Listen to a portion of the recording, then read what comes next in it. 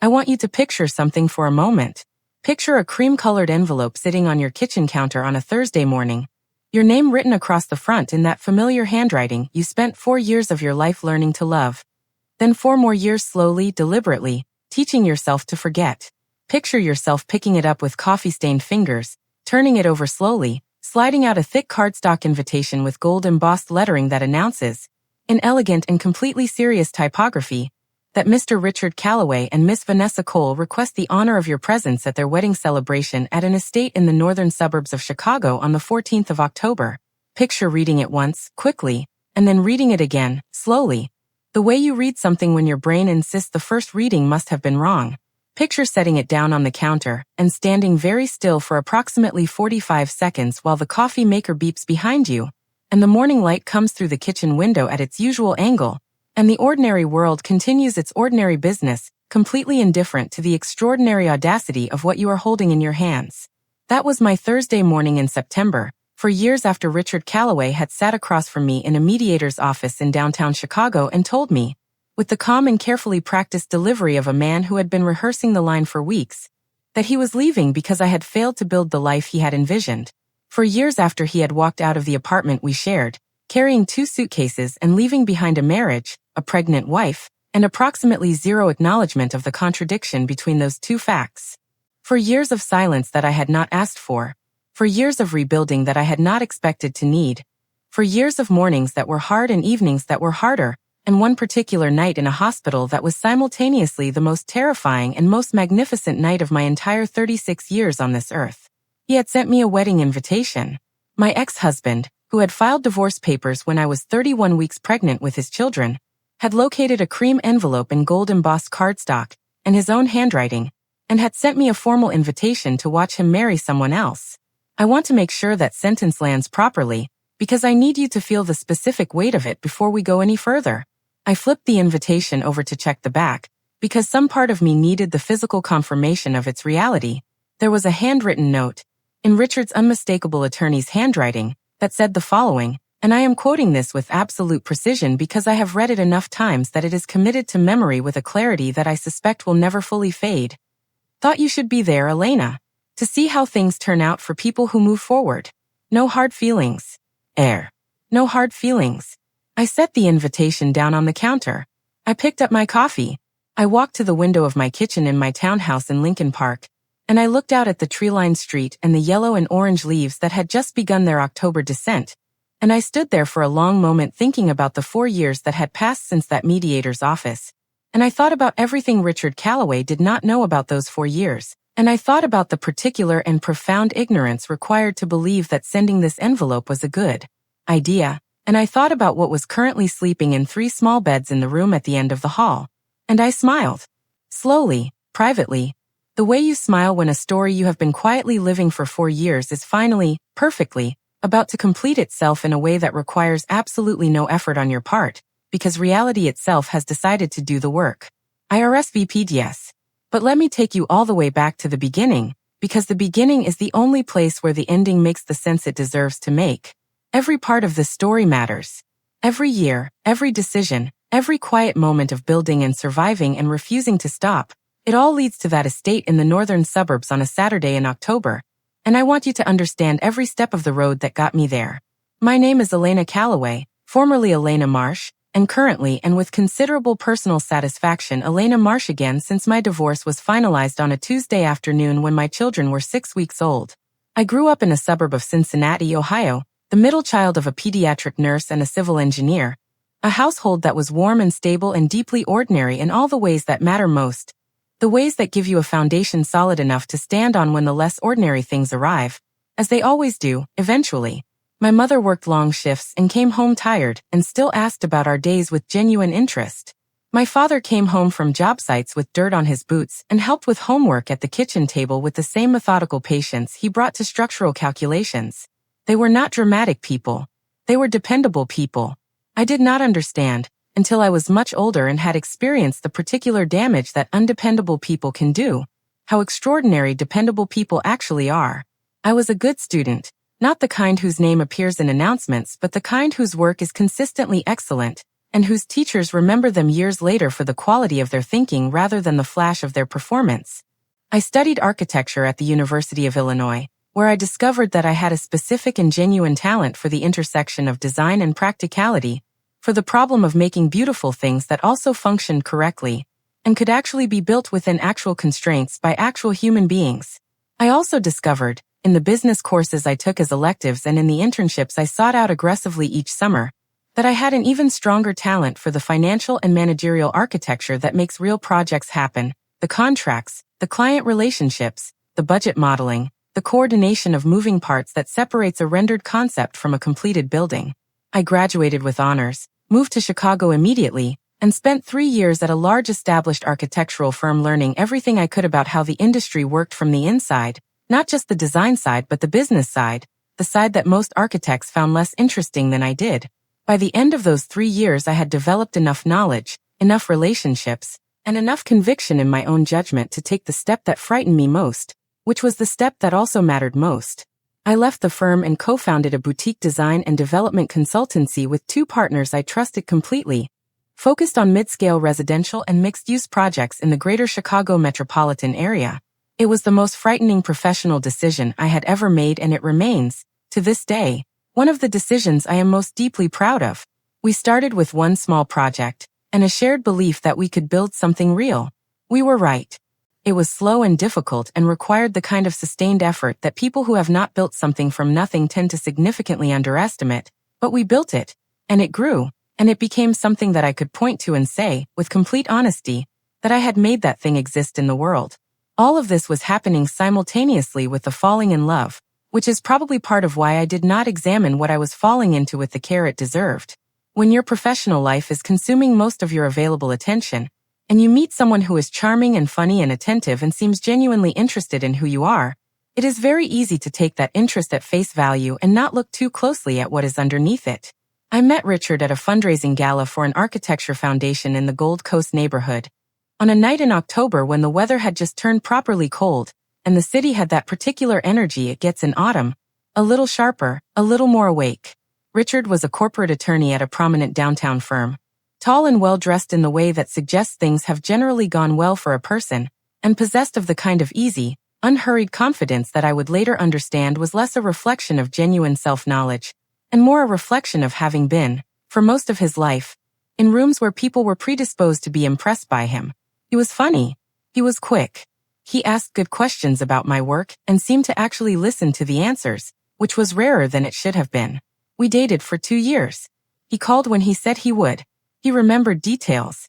He made me laugh in the specific way that makes you feel genuinely seen rather than merely entertained, which is a different and more valuable thing. He proposed on a Tuesday evening at the restaurant where we had our first date, no audience, no performance, just the 2 of us and a question and a ring, and I said yes with the complete conviction of a woman who believed she was choosing correctly. We married the following October. I was 31. The ceremony was at a restored historic building in the West Loop, our closest friends and our families, a dinner that lasted until midnight, my mother dancing with my father in the way they had danced at every wedding I had ever attended with them, with the particular ease of 2 people who have been moving together long enough that it requires no thought. I went to sleep that night believing, without reservation, that I had made the right choice. The first year was good. Not perfect, but genuinely good. The kind of good that has texture and reality and small frustrations that seem entirely manageable because the foundation beneath them seems solid. Richard worked long hours and so did I, and we were both tired often, and we had the ordinary negotiations of 2 people learning to share a life and a space and a set of competing priorities, and none of it felt alarming. It felt normal. It felt like building. The cracks appeared in year 2. I want to describe them carefully because they were not the dramatic, identifiable cracks of a marriage in obvious trouble. They were subtle. Hairline fractures that you could look at directly and still manage to convince yourself were simply the natural settling of a structure finding its shape.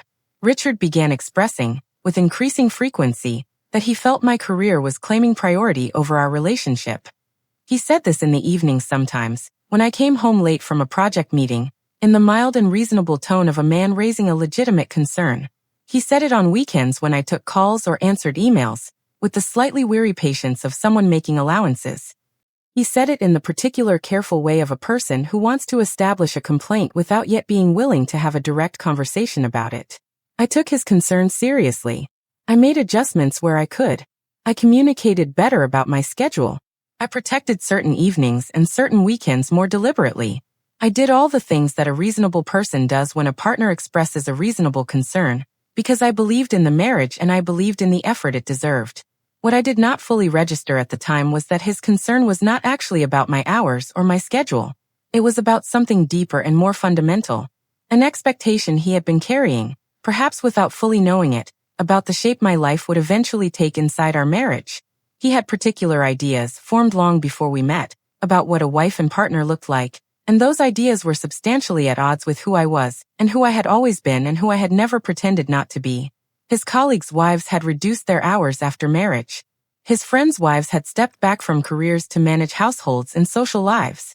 These observations were offered, consistently, as neutral information, as the simple reporting of facts that happened to describe choices other women had made, but the pattern of their appearance in our conversations was so consistent and so deliberate that neutral was exactly what they were not. They were a gentle, sustained, entirely deniable form of pressure, the kind that is most effective precisely because it never quite becomes a demand, and therefore never quite gives you something direct to push back against. In year 3, I got pregnant. We had been trying for 8 months, and when the test came back positive, we were both happy about it. Or we both presented happiness about it, which at that point in our marriage I was beginning to understand were not always the same thing. At the 8-week ultrasound, in a dim examination room with a technician moving her wand with professional composure, we received information that substantially recalibrated the picture. Not 1 baby, not 2 babies, 3.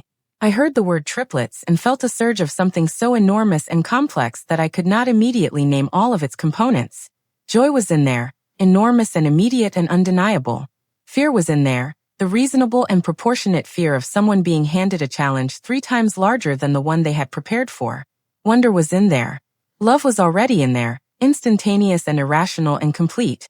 Love for 3 people I had not yet met but who were already entirely real to me. Richard made a sound that was not joy.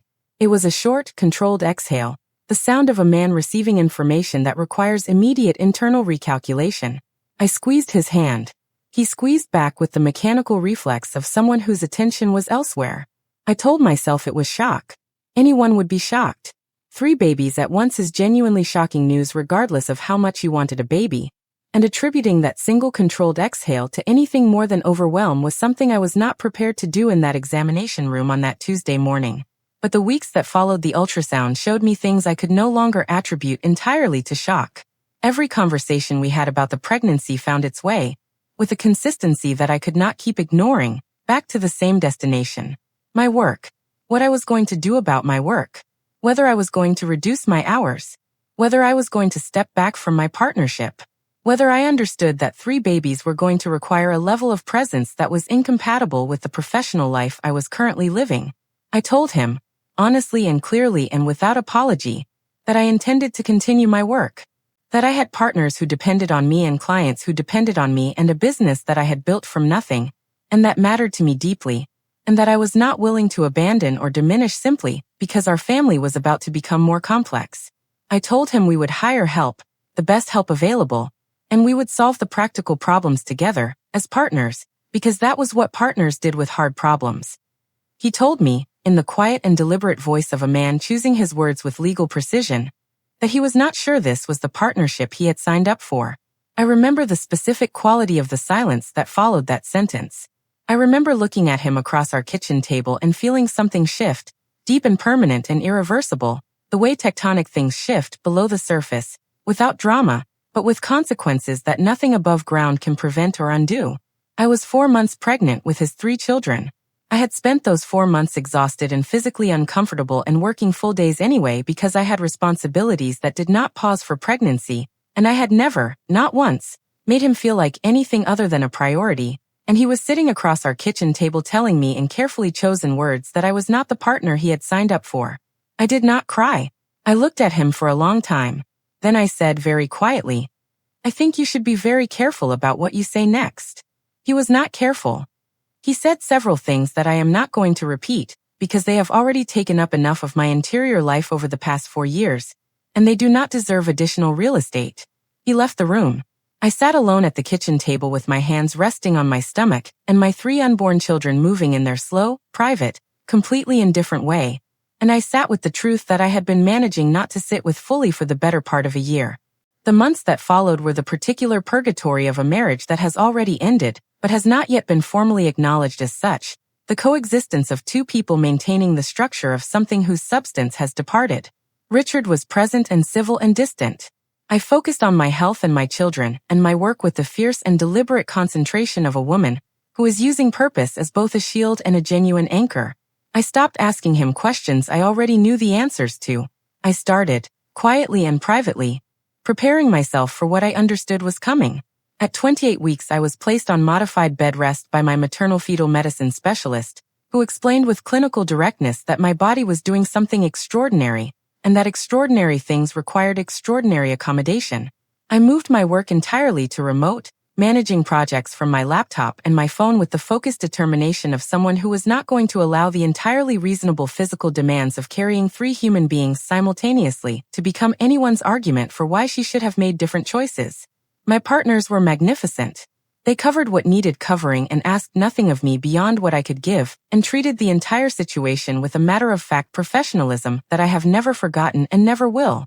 Richard filed for divorce when I was 31 weeks pregnant.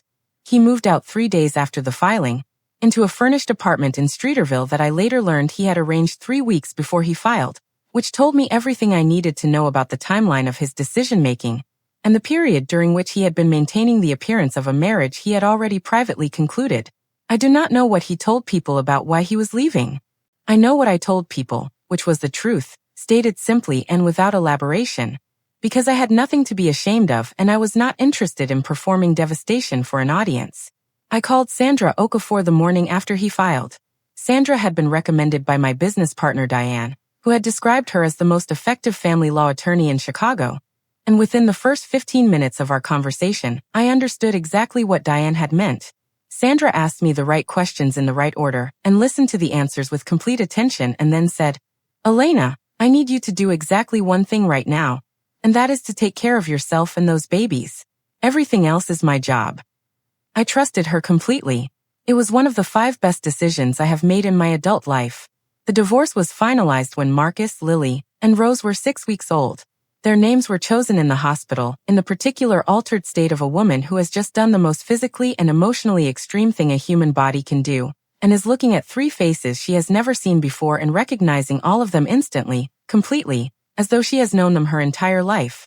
Marcus came first, with a cry so immediate and declarative that the nurse laughed with pure delight. Then Lily, quieter, looking around the room with an expression of calm assessment that has characterized her approach to the world every day since. Then Rose, the smallest of the 3, who arrived with a volume and an insistence that made absolutely clear she was not going to allow her position in the birth order to define her status in any other context. Richard was notified when I went into labor, as our separation agreement required. He did not come. I held this fact for a moment when I understood it, set it aside, and returned my complete attention to the 3 people who had just arrived in the world and who needed everything I had. Sandra handled the divorce settlement with a precision and a quiet, thorough ferocity that I found deeply comforting.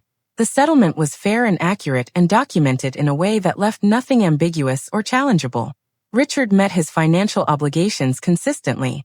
I will acknowledge that, because fairness requires it. The year after the divorce was the hardest year of my life. I want to say that clearly and without romanticization, because the narrative of the triumphant single mother, who finds everything manageable through sheer determination, is a story I have no interest in telling, because it is not true and it does a disservice to every woman who has lived through the actual reality of it. There were nights in that first year when I was so tired I could not form complete sentences. There were mornings when getting out of bed required a level of conscious effort that I had never previously associated with something that simple. There were moments when the weight of doing everything for 3 small people, without a partner, was so physically and emotionally heavy that I sat in the shower after the babies were finally asleep, and simply let the water run, and gave myself 10 minutes to feel the full weight of it before I dried off, and went to sleep and got up the next morning and did it again. I had help. I want to be honest about that too. My mother came and stayed for 3 months, and was the single most essential human presence in my life during that entire period. I had 2 rotating nannies, both extraordinary women, whom I paid well and treated with the respect that people who help you raise your children deserve. I had partners who covered for me and checked on me and never once made me feel that my situation was a burden on our business. I had a community of people who showed up in the practical, unglamorous ways that actually matter. The coworker who brought dinner twice a week for the first month. The neighbor who took the babies for 2 hours on Saturday afternoons so I could sleep. The college friend who flew in for a long weekend 3 months postpartum simply to sit with me and remind me that I existed as a person beyond my role as a mother. I survived that year because of all of those things, my own determination and the people around me and the particular way that love for your children can function as a form of structural support when everything else feels insufficient. And then the year ended and I was still standing. And then the next year came and I was building again. Not just surviving, building. My firm had its strongest revenue year since we launched. The triplets learned to walk, within 3 weeks of each other, and our living room became an obstacle course of small determined people discovering that upright locomotion was an option. Marcus developed an obsession with trucks of all kinds that was comprehensive and deeply informed for a person his size. Lily began drawing with a focus and an apparent intentionality that made both of my architect partners look at her work with expressions of sincere professional interest. Rose discovered that she had opinions about everything, strong ones, and that she was entirely willing to share them at any time and at any volume that the situation seemed to her to require. By the time they were 3 years old, I had been recognized publicly for my professional work in ways I will not detail here, because that is not the point of this story. The point is that I had built a life, real and full and entirely my own. And it had been built in the 4 years since a mediator's office and a furnished apartment in Streeterville and divorce papers delivered at 31 weeks. And it was a life that I was genuinely, specifically, and completely proud of. And then the cream-colored envelope arrived on my kitchen counter on a Thursday morning in September, and I read the gold-embossed lettering and I read the handwritten note on the back, and I thought about everything Richard Calloway did not know and everything he thought he did. And I thought about 3 small people in red velvet and yellow dresses and navy trousers. And I picked up my phone and I RSVP'd yes. I called my mother that same afternoon. I told her the date. I told her I needed her in Chicago.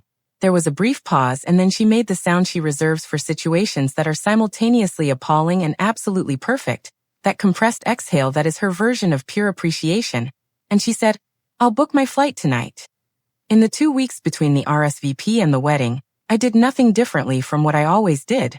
I worked. I took the triplets to preschool in the mornings and picked them up in the afternoons, listening to the full detailed reports of everything that had happened during the hours we were apart, which Marcus delivered chronologically, Lily delivered thematically, and Rose delivered with dramatic emphasis on whatever she personally had found most significant. I took them to the park on Saturday. I took them to swimming lessons on Sunday. I read them their books at bedtime, and answered Rose's questions about clouds and Lily's questions about buildings and Marcus's questions about whether garbage trucks were the biggest trucks or if there were bigger trucks, which led to a conversation about mining equipment that I was not entirely prepared for, but managed adequately. I did make one purchase. I took all 3 children to a boutique children's clothing store on Michigan Avenue, and I told them we were going to a special party, and they could each choose their own outfit, within the parameters of what their mother was willing to put on small children for a formal occasion.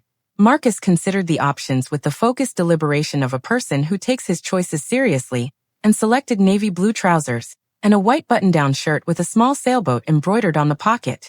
Lily moved through the rack with a quiet purposefulness she brought to all aesthetic decisions, and selected a pale yellow dress with smocking across the chest that was so precisely right for her that I felt genuinely moved standing in the store watching her hold it up. Rose looked at the options for approximately 40 seconds, and then pointed to a red velvet dress with a white collar with the complete and unquestioning conviction of a person who has never once in her life doubted her own taste. And I looked at that dress and at my daughter, and I thought, that is exactly right, and I put it in the cart. My own outfit was a deep emerald wrap dress, good shoes, my hair down. Nothing elaborate. Nothing that announced itself. I did not need to announce myself. The announcement was going to take care of itself entirely. My mother arrived Friday evening and sat at my kitchen table with a glass of wine, while all 3 children climbed on her with the wholehearted physical enthusiasm they reserved for people they loved completely. And she sat in the middle of that pile of grandchildren with her wine glass held carefully above their heads and her face wearing the expression I had seen on it my entire life, the expression of a woman entirely at home in the world she has built. And she looked at me over their heads. And she said, "You did this." "We did this," I said. No, she said quietly and firmly, the way she always said the things she meant most. You did this. On Saturday morning I dressed 3 4-year-olds in their chosen outfits, which involved one negotiation about sock texture that I resolved through patient explanation, and one brief discussion about whether Rose's white collar needed straightening that Rose resolved by straightening it herself with a small decisive tug, and my mother and I loaded all 3 children into the car in the cheerful chaos of small voices and competing observations about things visible through the window, and we drove north through the Saturday morning streets of Chicago, toward an estate in the suburbs where my ex-husband was getting married. I sat in the parking lot for 90 seconds after I turned off the engine. 3 4-year-olds asked various questions about when we were going in, and whether there would be cake, and what kind of party it was. I looked through the windshield at the entrance to the venue, beautiful old stone and tall windows and October trees in their full color, and I thought about the mediator's office and the furnished apartment, and the 31 weeks and the 6 weeks and the 4 years, all of it, the whole long road. And I thought about a cream envelope and a handwritten note and the specific, extraordinary arrogance of a man who believed that his ex-wife's presence at his wedding would confirm a story he needed to tell himself about who had moved forward and who had not. And then Marcus said, from the back seat, with the simple authority of a 4-year-old who has waited long enough, "Mama, are we going to the party now?" And I said, "Yes, baby. We are going to the party right now." We walked in together. My mother holding Rose's hand, me holding Marcus's hand and Lily's hand, the 5 of us moving through the entrance of that beautiful estate in the golden October afternoon light with the easy, unhurried confidence of people who have absolutely nothing to prove and nowhere else they need to be. The venue was filling with guests in their Saturday best, the soft noise of a gathering in its early stages, string quartet in the corner, servers moving through with champagne. I signed us in at the welcome table. The woman managing the seating chart looked at my name, looked at the 3 small people arranged around me like a constellation that had decided to become a family, and said with entirely genuine warmth, "Oh, how beautiful they are," and I thanked her and meant it. I saw Richard before he saw me. He was near the front of the room with his groomsmen, adjusting his cufflinks with the distracted energy of a groom managing nerves through the attention to small details. He looked well. His suit was good. I noted this the way you note weather, as simple factual information with no emotional charge attached to it. And then he looked up. I watched what happened on his face with the complete and steady attention of a person who has had 4 years to prepare for this moment, and is therefore entirely present for every second of it. He saw me first, just me, and for 1.5 seconds I watched the expression of a man who had planned this, who had sent that envelope with a specific intention, who had constructed in his mind a version of this moment in which my presence confirmed his narrative. Satisfaction. Mild and private, and exactly what I had expected. And then his eyes moved downward. To Marcus, in his navy trousers and his sailboat shirt, holding my right hand and looking around the room with the open and confident curiosity of a child who has been raised to understand that the world is a place that generally has something interesting in it if you look. To Lily in her yellow dress, standing slightly into my left side with the calm, thoughtful self-containment that was as much her personality as her face. To Rose, holding my mother's hand on my other side, in her red velvet dress with the white collar she had straightened herself, chin already slightly lifted, dark eyes already scanning the room for whatever she had decided was going to be most worth her attention. I watched 8 seconds move across Richard Calloway's face like weather moving across an open landscape. The satisfaction, the recognition, the confusion, genuine and unguarded and entirely unprepared for, the confusion of a man whose internal calculations have just encountered information that was not in any of his models. The visible effort of recalculation. The arithmetic of ages and timelines and implications running behind his eyes in real time. And then something that was not any single emotion but was a mixture of several, complicated and private, and settling into his features like something that was going to take considerably longer than 8 seconds to fully process. I held his gaze for exactly long enough. Then I smiled, the simple and unperformative smile of a woman who is exactly where she is supposed to be, and I turned to find our seats. We were at a table in the middle of the room. Marcus immediately identified the bread basket as the most strategically important object in the vicinity, and began a campaign to access it that was focused and ultimately successful.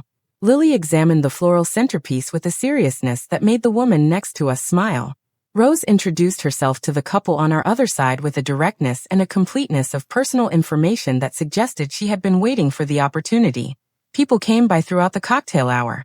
Friends of Richard's, colleagues, distant family members, all of them doing the same quiet arithmetic with their eyes that Richard had done from across the room.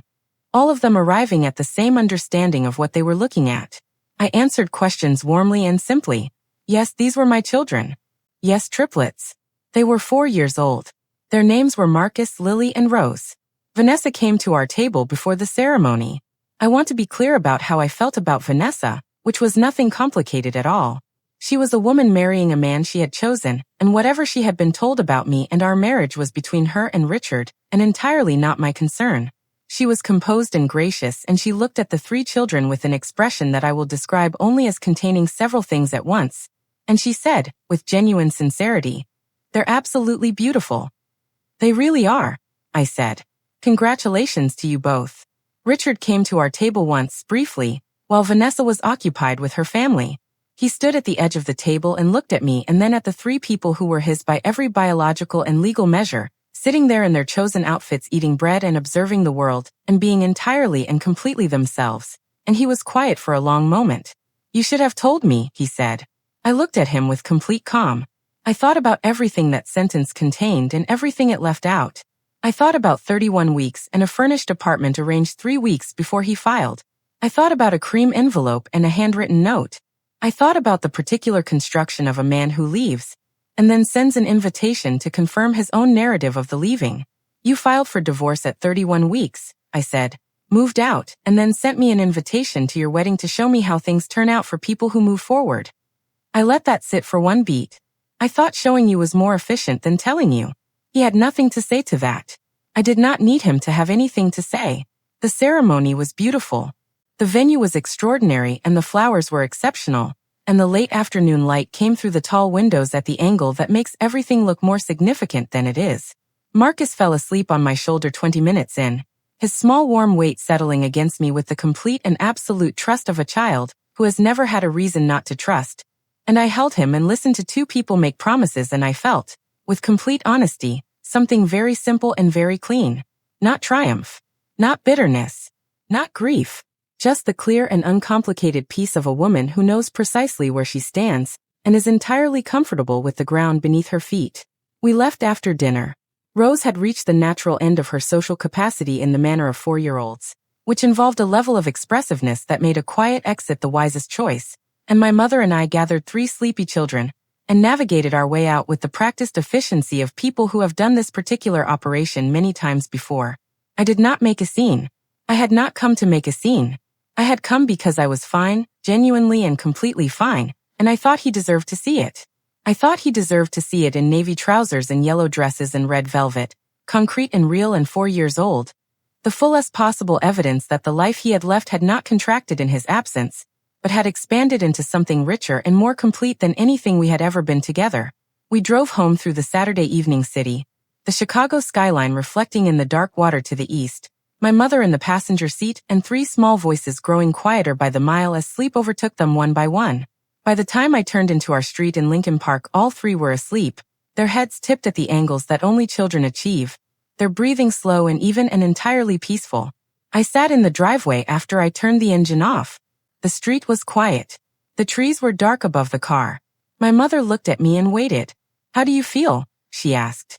I thought about it honestly, the way she had always taught me to answer that question, not with the performance of an emotion but with the actual thing.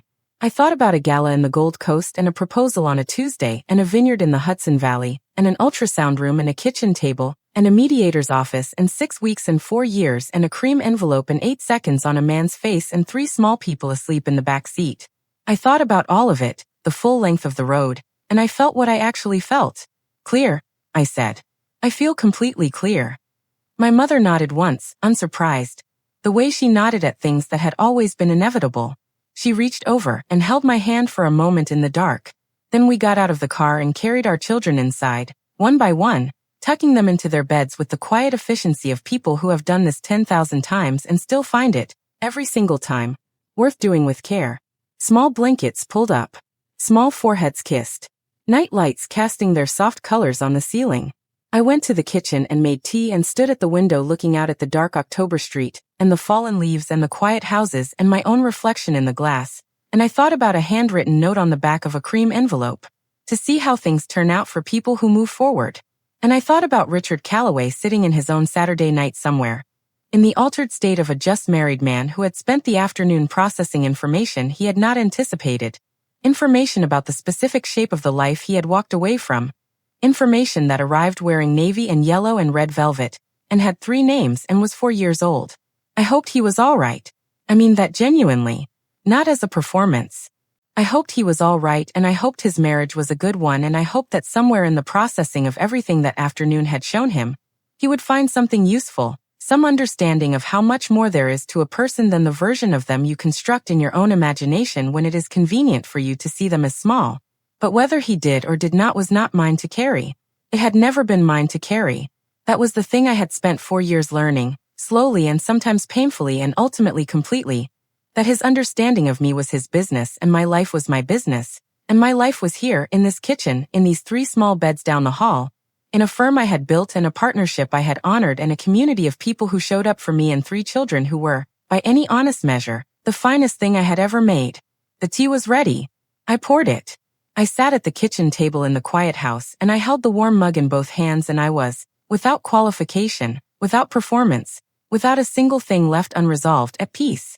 Some people wait their whole lives for a moment of complete clarity, for the moment when the story they have been living arranges itself into a shape that makes its own meaning visible. I had mine in a parking lot with 3 4-year-olds asking about cake, and in a reception hall watching 8 seconds move across a man's face, and in a car driving home through the lit city with 3 sleeping children breathing in the dark behind me, and in a kitchen on a Saturday night with a mug of tea and a window full of October darkness, and nothing left to prove to anyone. I finished the tea. I washed the mug. I dried it and put it in the cabinet. I turned off the kitchen light. And I went to sleep in my own house, in my own life, with my 3 children down the hall and 4 years of building behind me, and every single thing I needed already exactly where I had left it.